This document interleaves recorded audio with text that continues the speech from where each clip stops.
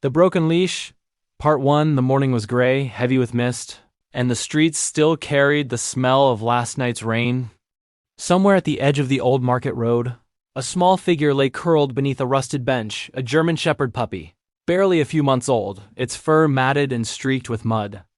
Around its neck hung a torn red leash, frayed at the ends like an unfinished story. Cars passed, people walked by, and no one stopped. The puppy didn't bark. It just lifted its head whenever footsteps came close, eyes searching, waiting for someone who never appeared. The leash dragged behind it like a memory it couldn't let go of. A child tugged his mother's hand, pointing. "Mama, doggy!" The mother pulled him away. "Don't touch it. It might bite." The words pierced the air. The puppy lowered its head again. It didn't understand why hands that once petted it now turned away. It remembered warmth of home, a voice calling, "Buddy, come here." Then the rain, the shouting, the door that never opened again. Hunger clawed at its stomach. It tried to stand, stumbled, and fell back down. A passing bus splashed water over its body. The puppy didn't flinch. Somewhere deep inside, it had already learned what pain was. A man selling newspapers saw it and shook his head. "Poor thing," he muttered, tossing a piece of bread that landed too far to reach. The puppy looked at the bread, then at the man, then back at the street. The leash caught under the bench, holding it there. The red fabric was soaked dark brown, blending with the dirt. It chewed at it, trying to free itself, but the knot was too tight. The day crawled by. The world moved on. But under that bench, time had stopped. By afternoon, the market was louder. Vendors shouted prices, children laughed, horns honked, and in the noise, a soft whimper almost disappeared. That was when Thomas noticed. He wasn't supposed to be there. A carpenter by trade, he had come to deliver wood to a client, but traffic forced him to park near the market. When he stepped out, he heard it, the faint sound of breathing mixed with tiny cries. He followed it past the fruit stall, under the bench. What he saw stopped him. "Oh, buddy," he whispered. The puppy's eyes opened. Brown eyes met human eyes, fear, hope, and confusion tangled together. Thomas crouched, careful not to scare it. He reached out his hand slowly. "It's okay. I'm not going to hurt you." The puppy sniffed, ears drooping. The smell of wood, dust, and oil from his clothes reminded it of someone it didn't know who. Then, with a tiny push, it crawled forward. Thomas felt the cold fur under his palm. The dog trembled. "You've been here a while, haven't you?" He checked the leash, saw the knot wedged in the metal. With gentle fingers, he untangled it. The leash came free at last. The puppy didn't run. It just sat there, as if it couldn't believe freedom was real. Thomas stood. "Come on," he said softly. "Let's get you dry." He turned and began to walk. The puppy took one hesitant step, then another, then followed, the broken leash dragging like a shadow. Rain began to fall again, soft at first, then heavier. By the time they reached his truck, both were soaked. Thomas lifted the puppy into the front seat. It didn't resist. He covered it with an old flannel shirt and started the engine. The heater coughed to life, filling the small space with warmth. "You're lucky I heard you," he said, glancing at the shivering bundle beside him. The puppy blinked slowly, curling tighter. "We'll get you home. Don't worry." Home. The word floated in the air like a promise. Thomas lived alone on the edge of town in a small house surrounded by tall pine trees. It wasn't fancy, but it was quiet, a place built more for peace than people. When he carried the puppy inside, the wooden floor creaked under his boots. He laid the flannel shirt near the fireplace and set the puppy down. It sniffed the air, then curled up again, still shaking. Thomas fetched a towel, rubbed the fur dry. "You're skin and bone," he muttered. "When's the last time you ate?" He found leftover chicken from breakfast and placed it in a bowl. The puppy hesitated, then devoured it in seconds. Thomas smiled. "Hungry little soldier." The puppy looked up at him, tail moving slightly, just a flicker. The fire crackled. Outside, rain drummed softly on the roof. Inside, silence returned, but it was different now. Not empty, alive. Thomas sat on the floor, watching the puppy fall asleep. "Guess I can't call you dog, huh?" he murmured. He noticed the torn leash again. "Who left you out there?" He touched the frayed end, sighing. Whatever happened, you're safe now. That night, the puppy dreamed. It saw flashes running through grass, a child's laughter, the red ball bouncing away, someone shouting, "Stay, buddy." Then darkness. A car door slamming. The sound of rain. The bench. The leash pulling tight. It woke up with a yelp. Thomas stirred. "Hey, it's okay," he said, half asleep. The puppy crawled closer, pressing against his leg. "Yeah, you're fine," he whispered. The room glowed orange from the fire. Outside, the storm faded. Inside, something new began. Morning light poured through the window. The puppy stretched, sniffed around the room. On the table lay tools, nails, pieces of wood shaped into small toys. Thomas sipped coffee, watching. "You're a curious one," he said. "Maybe you used to belong to a kid. You keep looking at those toys." The puppy wagged its tail faintly. Thomas chuckled. "You remind me of my old dog Max. Been years." He took a sip. "Didn't think I'd have another one, but maybe I was wrong." Days passed. The puppy, still unnamed, followed Thomas everywhere. Into the workshop, into the yard, down the trail behind the house. But sometimes it would stop and stare at the road, as if expecting someone to appear. The leash still hung from its collar, a silent reminder of something unfinished. Thomas tried once to remove it, but the puppy whimpered. Okay, he said, leaving it be. One evening, Thomas took out a small notebook. "You need a name," he said. "Can't just call you Hey You." He listed ideas: Rex, Shadow, Ace, Buddy. When he said Buddy, the puppy's ears lifted. Its tail wagged once, then twice. Thomas smiled. "Buddy, huh? So that was your name." The puppy barked softly, almost like agreement. "All right, Buddy, it is." From that day, they became inseparable. Thomas fixed furniture for neighbors while Buddy waited patiently outside, greeting everyone with a gentle nudge. Kids loved him. Adults smiled. But sometimes, when evening came and the sky turned gold, Buddy's eyes grew distant again. He'd sit by the window watching cars go by. Thomas noticed. "Still waiting for someone?" he asked quietly. Buddy didn't move. The leash hung like a question between them. One day, as they walked through the market, the same one where Thomas found him, Buddy stopped. His ears perked. His body stiffened. Across the street, a little boy about 7 years old stood frozen, eyes wide. "Mom," the boy whispered. "That's him." "That's Buddy." Thomas turned, surprised. The boy broke free from his mother's hand and ran across the road, tears spilling down his cheeks. "Buddy!" he cried. Buddy barked, tail wagging wildly, pulling Thomas forward. The red leash fluttered behind like a banner of joy. The boy dropped to his knees, hugging the dog. "I thought you were gone," he sobbed. Thomas stood speechless, heart twisting. The mother approached, hands trembling. "He was our dog," she said softly. "We lost him in the storm. The gate broke. We searched everywhere." Buddy licked the boy's face, whining with happiness. The leash, once a symbol of loss, now tied two lives back together. Thomas smiled through the ache in his chest. "Looks like you found your family," he said quietly. The boy looked up. "Thank you for saving him, sir." Thomas knelt. "Take good care of him." But as Buddy looked back, eyes full of love for both, the mother spoke again. "We moved apartments. The landlord doesn't allow pets. We were trying to find someone kind enough to take him. Maybe he already chose." Thomas blinked. The boy sniffled. "Can we visit him sometimes?" "Of course," Thomas said. And in that moment, under the same gray sky where it all began, Buddy jumped into his arms, licking his face, the broken leash brushing his wrist. It was no longer a chain of sorrow, it was a bridge between hearts. Thomas whispered, "You're home, Buddy. You're finally home." The wind rustled through the market trees. Somewhere far away, thunder rolled softly, but this time it sounded like a heartbeat, steady and alive.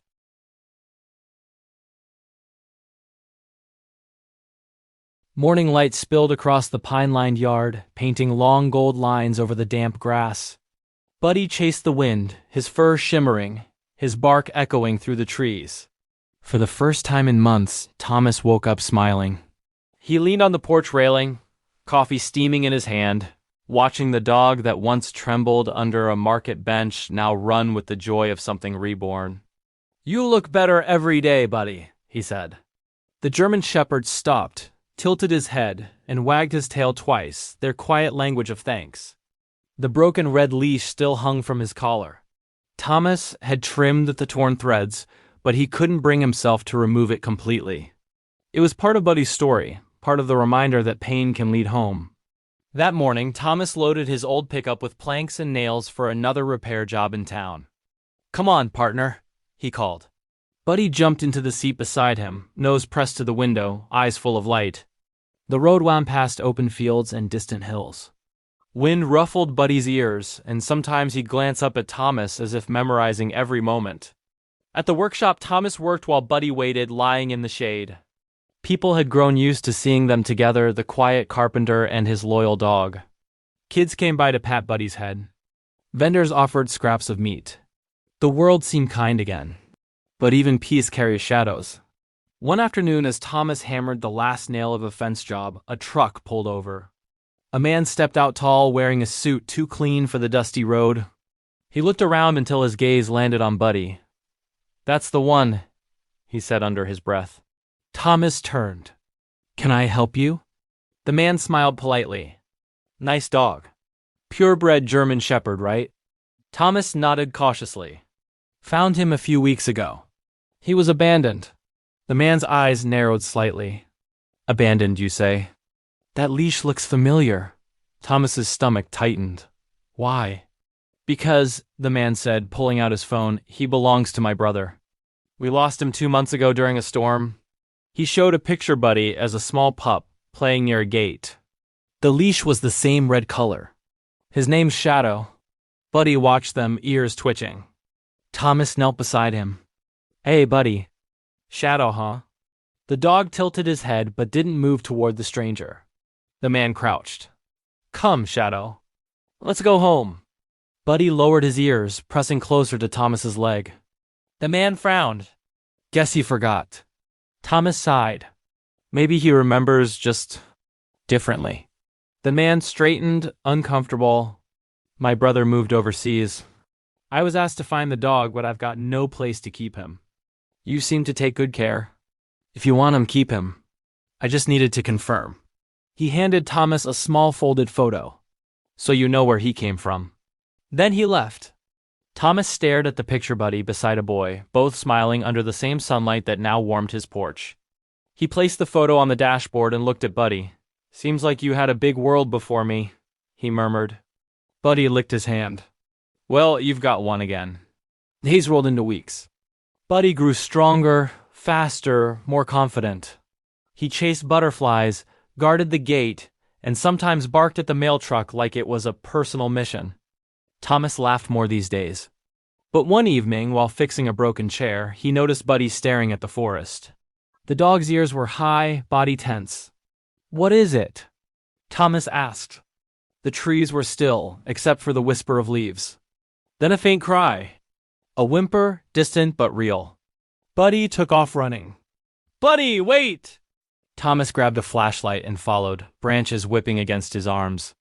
The sound grew louder, a small animal crying near the creek. When he reached the clearing, Buddy was already there, circling a cardboard box, half buried in mud. Inside were 2 tiny puppies, shivering. Thomas knelt beside them. Oh no. They were barely weeks old. One whimpered weakly, the other silent. Buddy sniffed them, whining, nudging gently as if saying, "Help them." Thomas wrapped them in his jacket. "You found them," he whispered. "Good boy." They rushed home through the darkness. Thomas lit the fire, placed the pups near the heat, rubbing them dry with towels. Buddy stood over them, tail low but protective, eyes full of concern. "Looks like we've got guests," Thomas said softly. He warmed milk, fed them with a small dropper. Hours passed. One puppy began to move, weak but alive. The other barely breathed. Thomas worked gently, his hands steady though his heart trembled. Finally, a faint sigh escaped the smallest one. "That's it," he whispered. Buddy lay beside them all night, not sleeping, not moving, as if keeping watch over fragile hope. By dawn, the smallest pup opened its eyes. Thomas smiled. We did it, buddy. We saved them. The shepherd wagged his tail, the first light of sunrise glinting off the broken leash around his neck. The morning that followed was quiet, the kind of quiet that holds warmth instead of emptiness. The two tiny puppies slept near the fire, wrapped in a faded blanket that Thomas had once used for camping. Buddy sat close, eyes half closed, ears twitching every few seconds at their faint breathing. Thomas poured himself coffee and leaned on the doorway. You're watching them like a father, he said.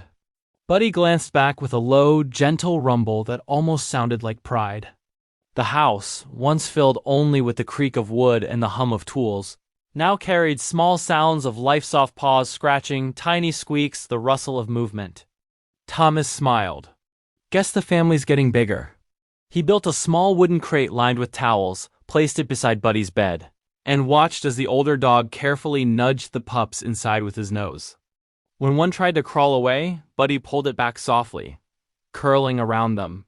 The sight made Thomas's throat tighten. He remembered nights long ago when his wife would laugh at their first dog, Max, doing the same thing with her slippers. That was before she left, before silence became his only company. He looked at Buddy now and whispered, You brought more life into this house than I ever could alone. Days slipped into rhythm. Thomas worked. Buddy watched the pups. The tiny ones learned to wobble, stumble, bark. Buddy let them climb over his back, nipping gently when they bit too hard. The smallest pup, white-furred with brown spots, became Thomas's favorite. He called her Daisy. The other darker one with sharp eyes followed Buddy everywhere. Thomas named him Scout.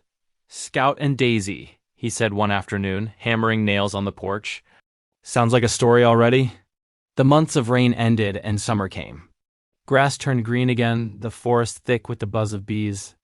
Buddy's leash still hung from his collar, faded now to a dusty pink, but he wore it proudly. It had become his badge, a reminder of what he survived. Sometimes neighbors came by to see the rescue family. One woman brought bones, another brought treats. Kids ran in the yard, throwing sticks for the growing pups.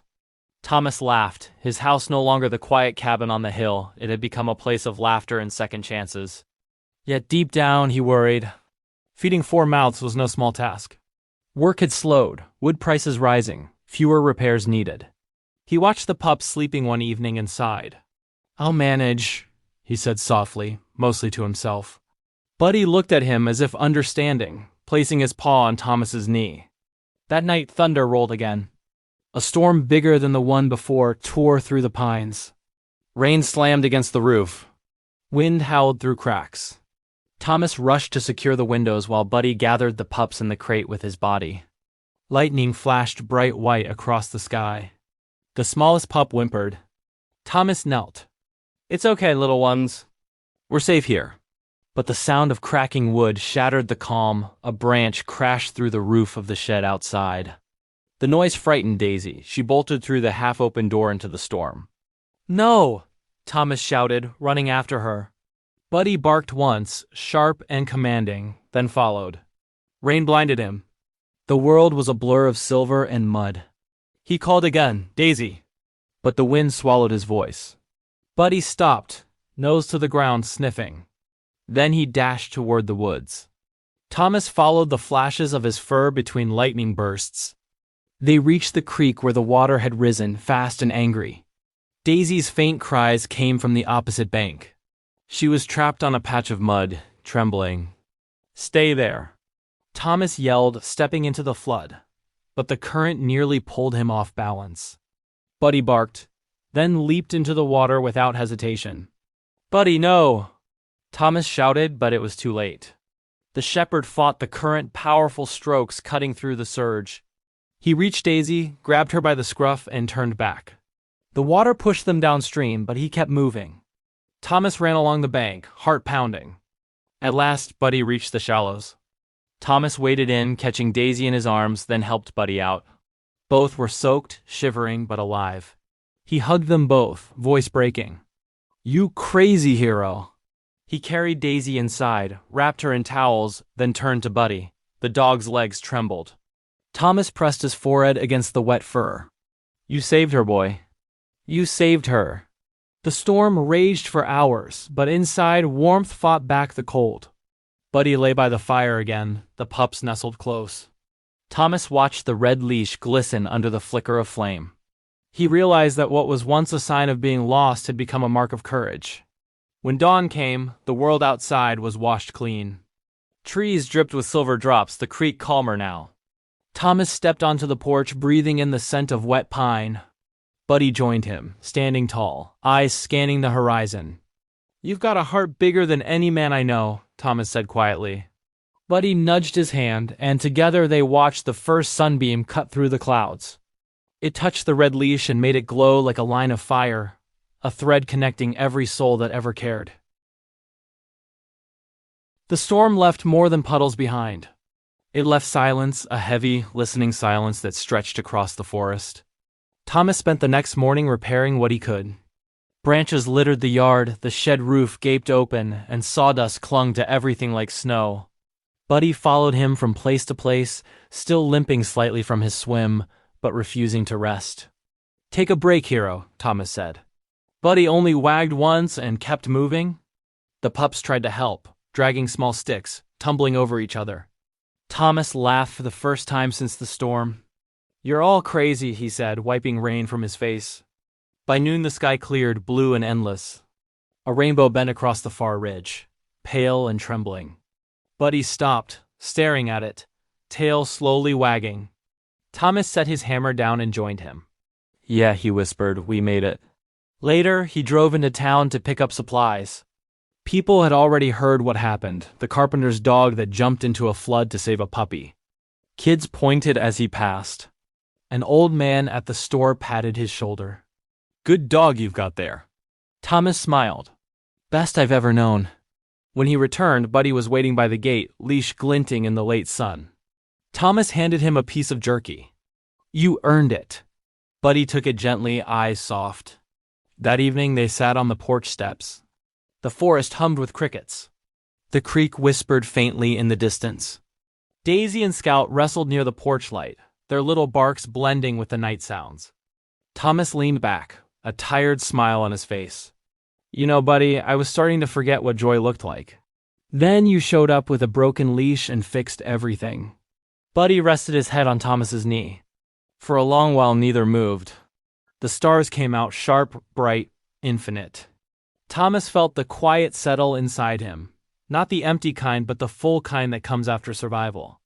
He looked down at the dog that had once been lost, the leash that had once been pain, and thought of how strange it was that sometimes what's broken leads you exactly where you need to be.